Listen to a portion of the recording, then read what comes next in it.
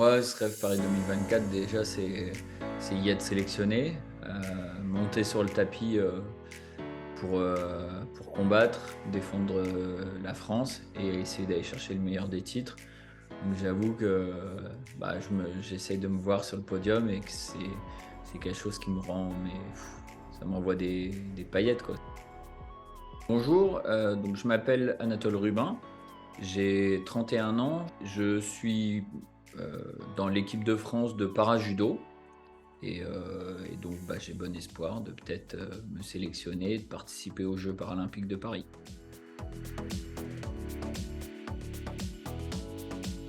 Je suis devenu malvoyant à partir de mes 7 ans. C'est une maladie génétique, Stargardt, qui en fait atteint la rétine, sans rentrer dans les détails. Les cellules de la rétine au centre tout doucement meurent et ce qui crée une macula, une dégénérescence au milieu. Et donc j'ai une grosse tache au milieu de la vue, donc je vois que en périphérie. Et tout du long de mes années, de 7 ans jusqu'à ces dernières années, en fait, ma vue a diminué.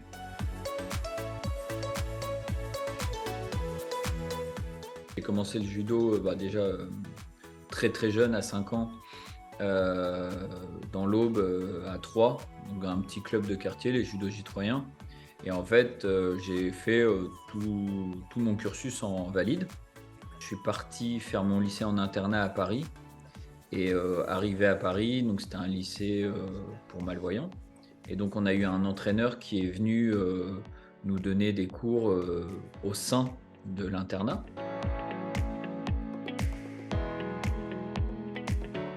Oui, c'est la garde, le kumikata, directement installé. C'est-à-dire qu'il n'y a pas ce jeu du chat et de la souris qu'on voit chez les valides où ils sont l'un en face de l'autre à distance et le but est d'attraper le premier une saisie ou quoi que ce soit. Nous, on a déjà les deux mains posées et c'est un judo qui est beaucoup plus serré, verrouillé.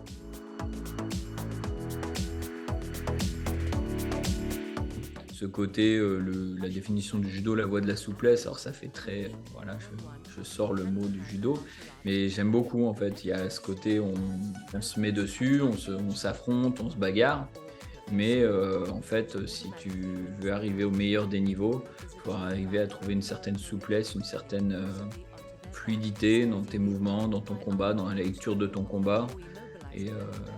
Et puis il y a toujours ce côté un peu art martial, respect de l'adversaire, une certaine éthique. Donc ça, j'aime bien tout ça.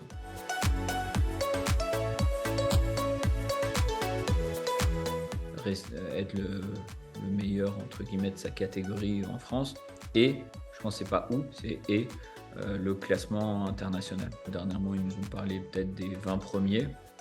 Donc on verra une fois que les critères seront beaucoup plus précis. Il faudra être dans les 20 premiers de la ranking internationale.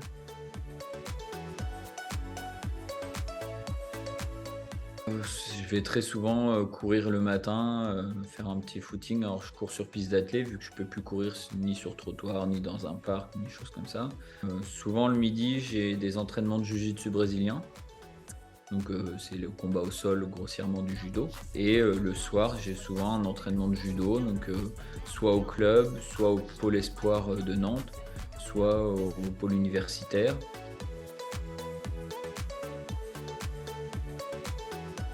Les combats de Teddy, David Douillet, souvent ce que j'aimais c'était les cérémonies d'ouverture, ça me faisait des frissons partout. Vraiment, j'étais comme un enfant à la veille de Noël. Les cérémonies d'ouverture, souvent j'aimais ça.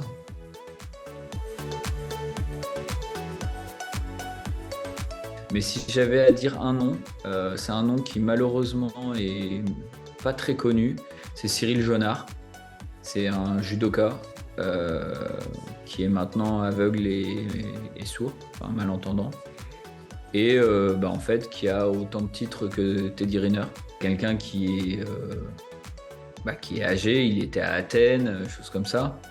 Et sa vue a continué à baisser, son audition a continué à baisser. Mais il est là, quoi.